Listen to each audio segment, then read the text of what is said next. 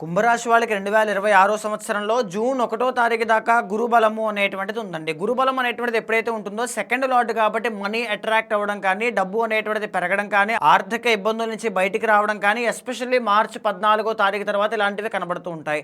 Job trials కూడా, సంతాన ప్రయత్నాలు, శుభకార్యాలు, వివాహ ప్రయత్నాలు అన్నీ కూడా అనుకూలిస్తాయి. బట్ జరిగిన కొన్ని సంవత్సరాలుగా ఏలినాటి శని ప్రభావంతో ఇబ్బంది పడుతూ ఉన్నారు. కరెంట్లీ కూడా లాస్ట్ ఫేజ్ ఆఫ్ ఏలినాటి శనిలో ఉన్నారనమాట. దీనివల్ల ఏంటి అంటే అప్పుల బాధ అనేటువంటిది ఇబ్బంది పడడం కానీ, ఆర్ లేకపోతే కాళ్ళకి సంబంధించిన హెల్త్ ఇష్యూస్ అనమాట, ఎర్థరైటిస్ కానీ, వాత దోషాలు కానీ, సయాటికా కానీ, ఇలాంటి రకాల ప్రాబ్లమ్స్తో ఇబ్బంది పడడం కానీ, డబ్బు లాస్ అవ్వడం, విపరీతంగా డబ్బులు ఖర్చు అయిపోవడం, ఇలాంటివి చూస్తున్నారు బికాజ్ ఆఫ్ ఏలినాటి శని.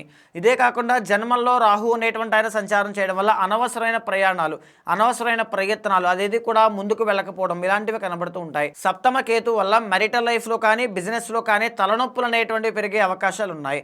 అయితే కుంభరాశి వాళ్ళకి జెమ్ సొల్యూషన్ ఏం కనబడుతోంది, మేము ఏ జెమ్ స్టోన్ పెట్టుకుంటే చాలా బాగుంటుందని చాలామంది అడుగుతారండి. శ్వేత శుక్ర రత్నాన్ని ధరించండి. శ్వేత శుక్రరత్నం మీ జాతకంలో 4th and 9th లార్డ్ శుక్రుడు కాబట్టి ఎప్పుడైతే ఆ శ్వేత శుక్రరత్నాన్ని ధరిస్తారో దానివల్ల మీకు రాజయోగము అనేటువంటిది పడుతుందన్నమాట. టర్నింగ్ పాయింట్ అనేటువంటిది వస్తుంది. అయితే అది ఏ రోజున ధరించాలి, ఏ వేలికి ధరించాలి, లాకెట్లా ధరించాలా, రింగ్లా ధరించాలా, ఆర్ లేకపోతే శుక్ర బలాన్ని ఇంకా ఎలా పెంచుకోవాలి, ప్రతిదీ కూడా ఉమాస్ ఆరా టీం మీకు గైడ్ చేస్తారు. మీ డేట్ ఆఫ్ బర్త్ కానీ, ప్లేస్ ఆఫ్ బర్త్ కానీ, టైమ్ ఆఫ్ బర్త్ కానీ మా టీంకి పంపించండి. వాళ్ళే మీకు గైడ్ చేసే వివరాలన్నీ కూడా పూర్తిగా అందిస్తారు. శ్వేత శుక్ర రత్నాన్ని కూడా ఇక్కడే మీరు ఆర్డర్ చేసుకోవచ్చు.